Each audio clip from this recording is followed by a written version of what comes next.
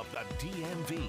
This is DC News Now. Too many guns on the street, too many juveniles that are conducting violent crimes. Now at 9 on DC News Now, taking crime seriously. The message from Howard University tonight after a series of crimes on their campus and across the district.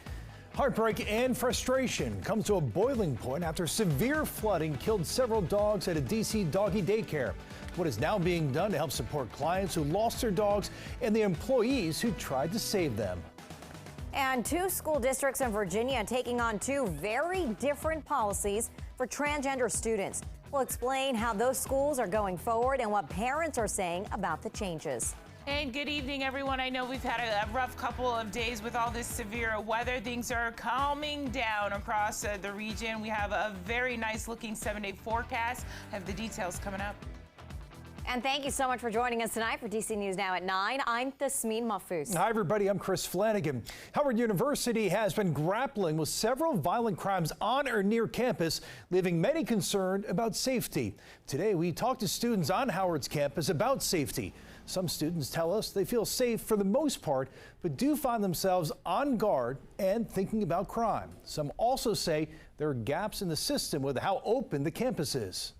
But I do feel like the outskirts of campus, like the security could tighten up on the outskirts, because since it's not a closed campus and it isn't a major city, it allows outsiders that aren't Howard students to be in the mix with Howard kids. Just the open access, anything can happen, and I just think that's just the main thing everyone's worried about. It's just making sure how can we keep us safe when it's the whole city is able to just walk up on us at any time.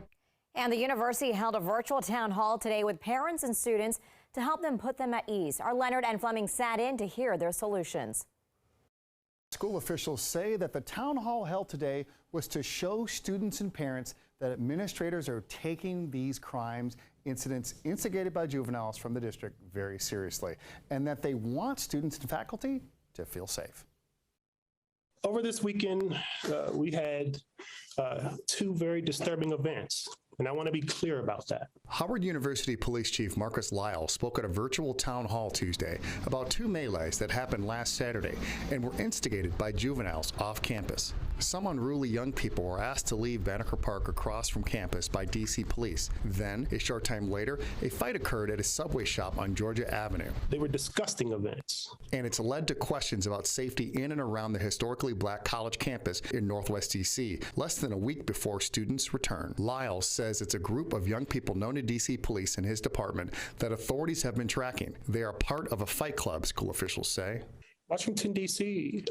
is having a tough time right now. There are too many guns on the street, too many juveniles that are conducting violent crimes. One such incident happened last month where construction worker Rafael Adolfo Gomez was shot and killed on Howard's campus in an attempted robbery. We want to ensure that our students feel safe on campus. That's our #1 priority. We talk about it all the time. Toshni DeBroy is Howard's Executive Vice President and Chief Operating Officer. We want you to have a good time, but what we are not going to tolerate is anybody trying to bully our students. And again, that was our Leonard and Fleming reporting. Also, it's been nearly a month since a Fairfax County teenager was killed in a horrific fiery crash when her car was struck by another car going nearly double the speed limit. And tonight, state and county leaders took the time to update drivers on the case and how they're working to prevent a similar tragedy from happening again. Northern Virginia Bureau reporter Max Marcilla has the latest. They're the signs of time gone by. The flowers are wilting and the balloons deflating. This memorial for 17-year-old Rebecca Zarco was a sign of how much pain this community felt in the days following the July 18th crash. I wanted to hold this meeting tonight. Tonight, a sign of how much it still cares. I hope that this tragic incident, if anything good comes out of it, will be a reminder to all of us to be a little bit more careful. Police, VDOT, and government leaders joining dozens of Burke Center Parkway commuters on a virtual town hall to discuss what happened, why it happened, and how to make sure something similar is avoided. We need more police control. Something has to be done more immediate. We're out here focused on speed, okay? That's how county police responded immediately after the crash, issuing citations, but among other potential solutions, banning left turns out of the shopping center, installing a median, or adding speed cameras. I see cars speeding by at 80 miles an hour. It's very concerning as a parent. But a main concern was speed, especially since police shared they're looking into a witness's claim that the crash was caused by racing drivers. I saw 3 cars going at, I thought, 90 miles an hour. So they were obviously racing. State Senator David Marsden was in the meeting and said this crash will inspire legislation to address racing in Richmond. If that was the case here in Burke Center, that this was as a result of that, this is the kind of thing that may help. In the meantime, VDOT will collect speed and traffic data for studies that could get underway as soon as next month before determining other recommended improvements in October. Reporting in Fairfax County, Max Marcella, DC News Now. Max, thank you. And the 3 other minors in the car with Zarko, they're all on a long road to recovery. Police telling us tonight that they've been in and out of the hospital since the crash, receiving various treatments. Hey, hey! Ho, ho! Transphobia's got to go! Ho, ho! Transphobia's got to go! And all new tonight, students in Fairfax County rallying around the school district's decision to not adopt new policies following a new model released by the Virginia Department of Education. The Commonwealth's new model addresses the treatment of transgender students in classrooms. The superintendent says the district finds their current policies are consistent with federal and state anti-discrimination laws as required by the new model policies. Meanwhile, school leaders in Spotsylvania are approving the new transgender policy. The policy says teachers and staff must call a student by the name and pronoun on their record, not what they identify as.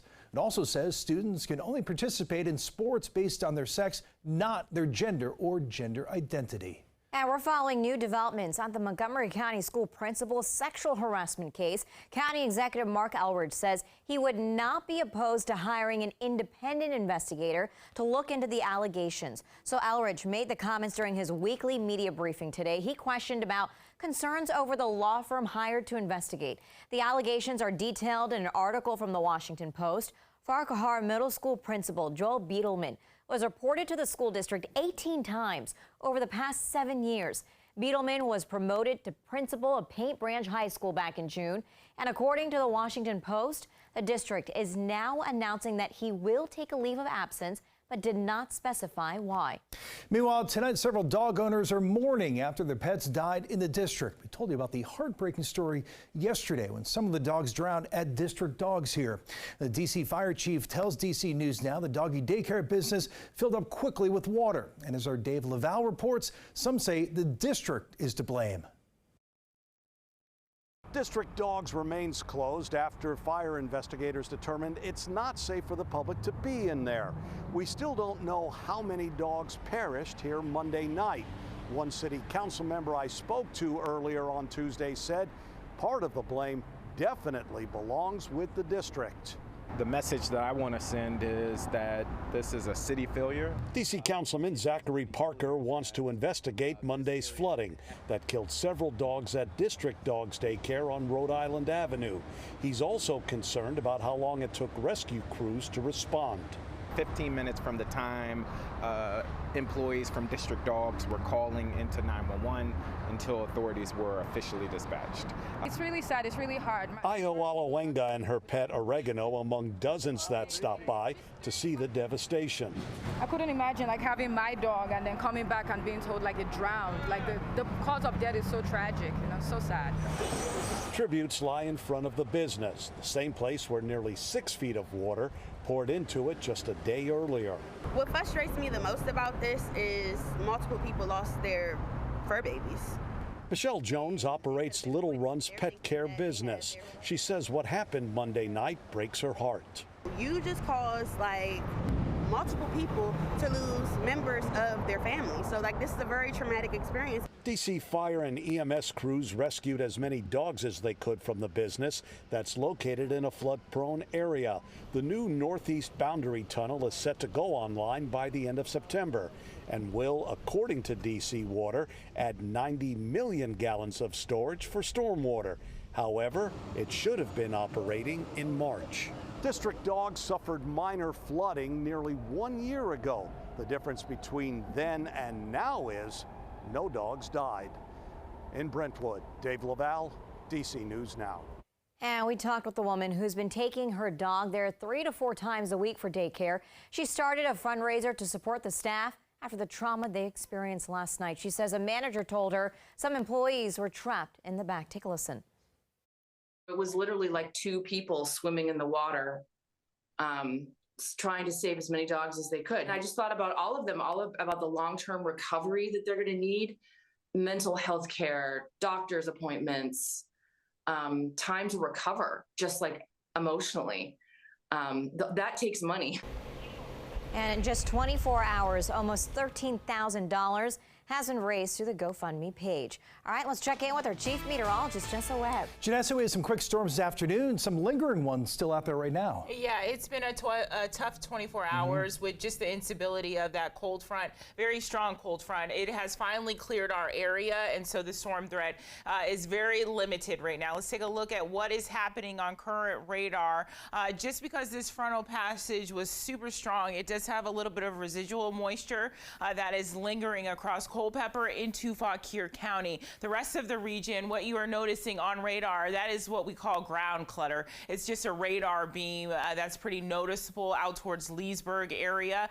Really, the instability is going to remain for another hour or so, but nothing on the severe side. So let's just put an isolated storm in the forecast through midnight tonight, and then we're completely done. We'll start to dry out overnight, and a different weather pattern is really going to be in store as we kick off your Wednesday. Culpeper, good evening into the Remington area across just to the west of I-95 right now. A moderate shower with no lightning associated with this, and then really the bulk of what we saw this afternoon is still lingering in Anne Arundel County and parts of Baltimore as well. Here are some unofficial totals for the last 2 days. Over 1 inch of rain has fallen in the metro area. That has put a massive drought in our drought situation. And so things are looking a ton better. Over 1 inch out towards areas of northern Virginia. So things are going to calm down, but temperature wise, man, it's going to feel different as we go into your Wednesday. We'll look at that forecast in a moment.